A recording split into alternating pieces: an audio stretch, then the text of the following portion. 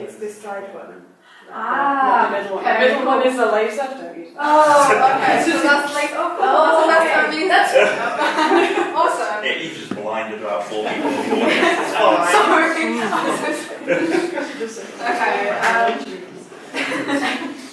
Okay, everyone, hi.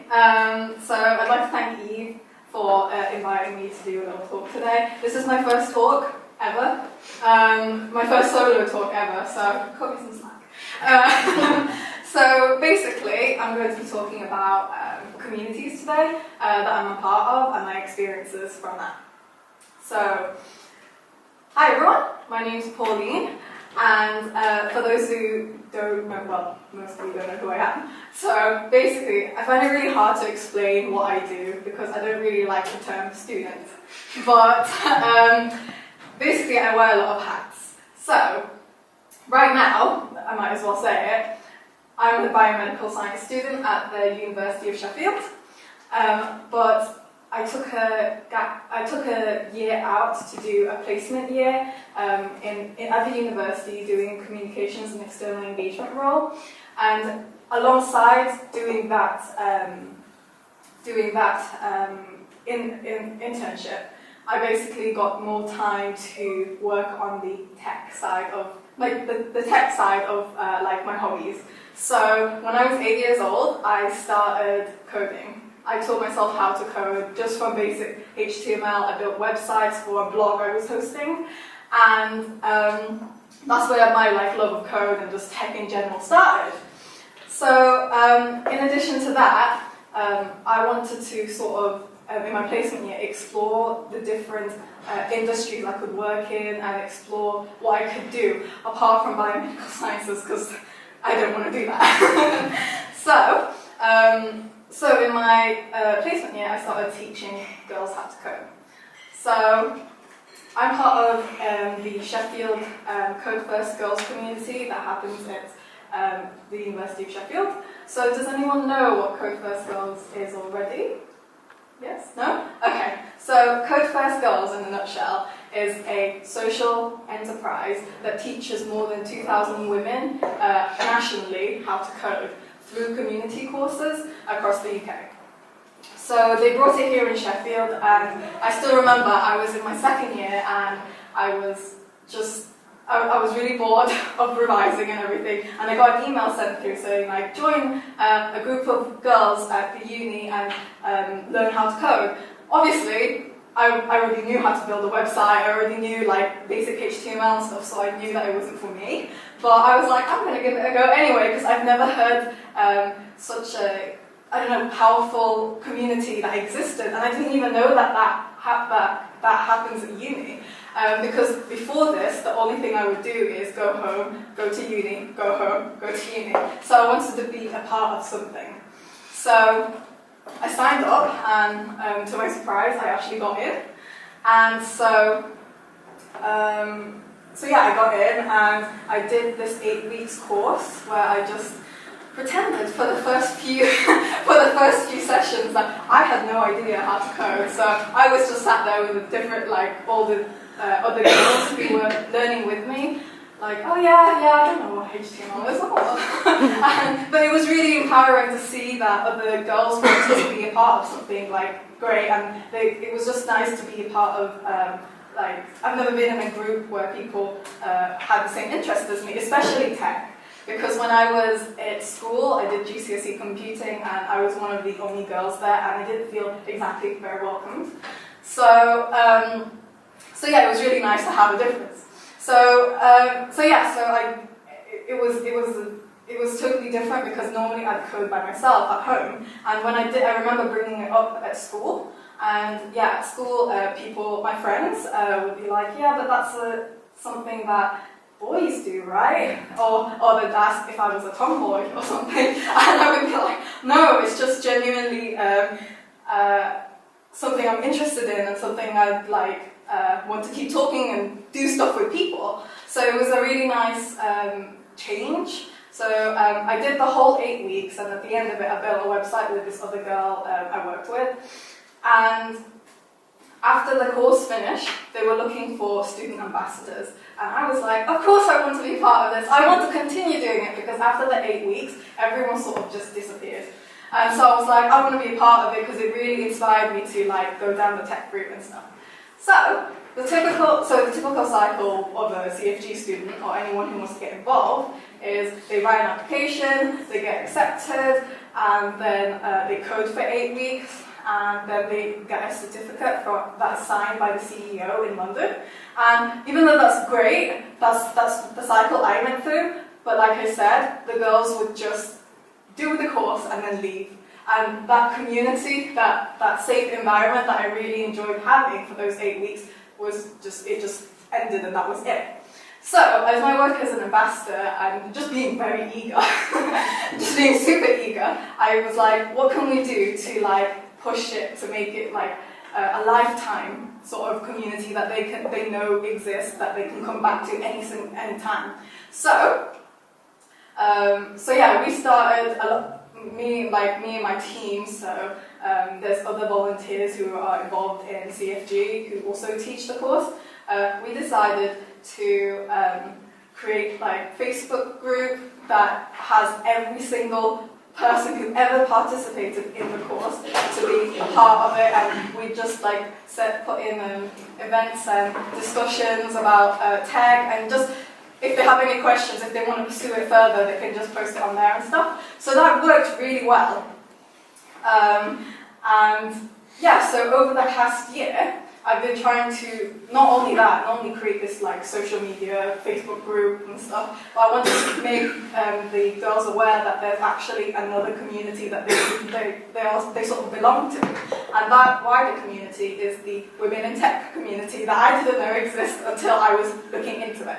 So we invited, as part of the course, sort of similar to this, we invited speakers who work, like amazing women who work in the tech field, and they would just share their story for 10 to 15 minutes before the lesson actually started. And so we have here Tanya, and she works at Leeds Beckett University as the manager for like the computing department or something, but basically she learned how to code when she was 8 as well, and she didn't actually go and do a university degree in computing. She just computer studies. She just got the job, and I think she went through like apprenticeships and stuff, and she just taught herself. So yeah, when she delivered that talk, a lot of the girls were really inspired, and it just showed them how there's a lot more to the course than just going in, learning how to code, and then getting a certificate to put on their CV.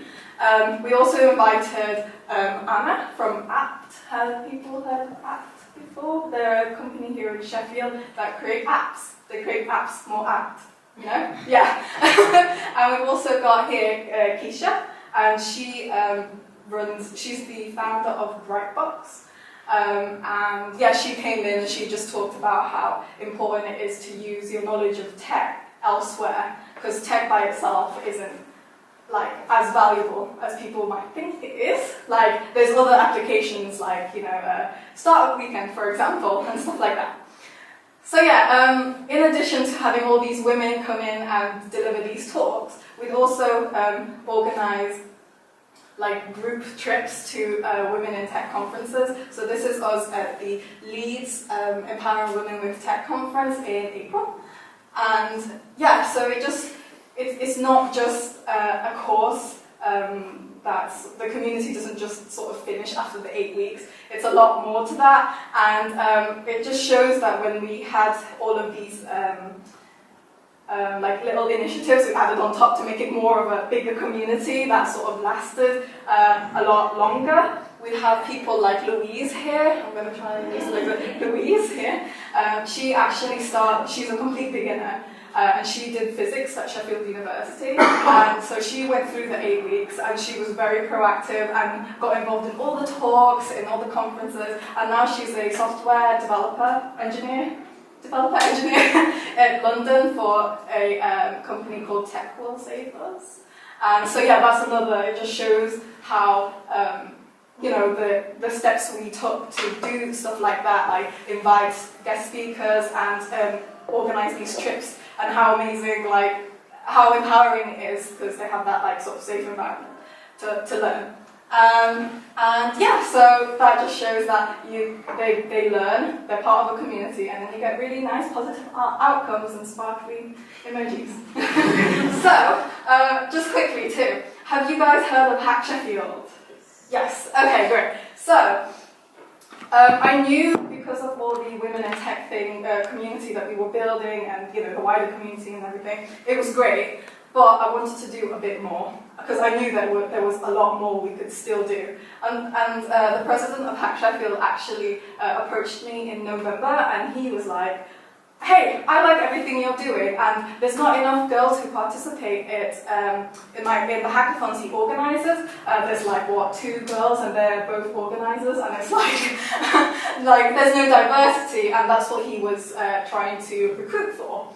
So I said, okay, let's work together, come into my class and talk about hackathons, because I can't possibly explain what a hackathon is. Back then I was like, oh yeah, sure, that sounds cool, like are you just a bunch of guys who just code for 24 hours and have like energy drinks? Yeah, so he came into the course and he delivered this amazing talk and why it's important to have more girls get involved, and as a result of that, I sort of talked about it non-stop throughout the 8 weeks, and I got most of the girls who were participating in that cohort to go into a different hackathon called HackNet, and so this is them going to their first hackathon, and they basically applied the skills that they learned from the course. So most of it was web development and making websites and making web apps. They applied it to the hackathon, and this girl right here,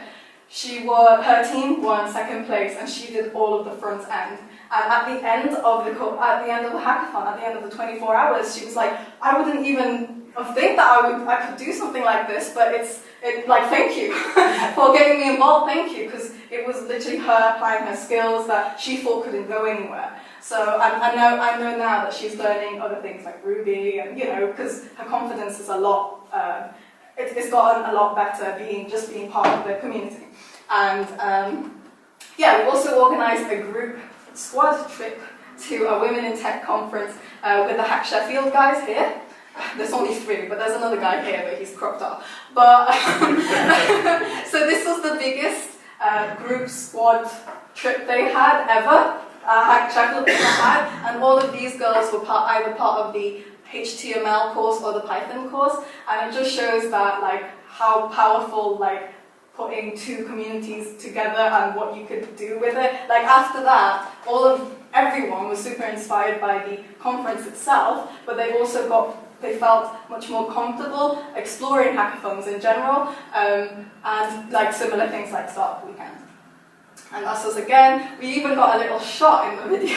They did a little video, and we got a little shot with all of the Sheffield crew saying oh my god, it's been great. This is my first conference. This is my first tech-related conference, and I feel great. And it's awesome. So yeah, that was one of the most successful things that we did. That we worked together by trying to merge 2 communities together.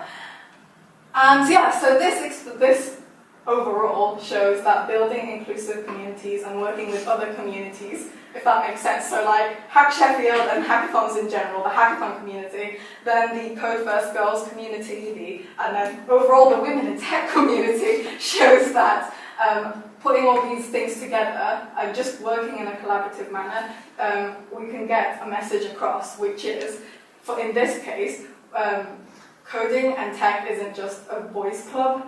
Females can do so many amazing things. The girls who are complete beginners from week 1 going down to week 8, they can, get something amazing out of it. And, sometimes the only way you know your potential is to step out of your comfort zone firstly, and then have a really good, safe environment to code. And yeah, and that's it. Thank you for listening.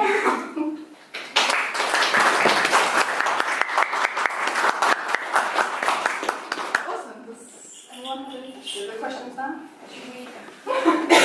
Questions? Did I blow you all away? No? Alison. Okay, cool. So, what should we, as individuals in the tech community or companies, what should we do to help? Because this sounds great. Oh, thank you. Yeah.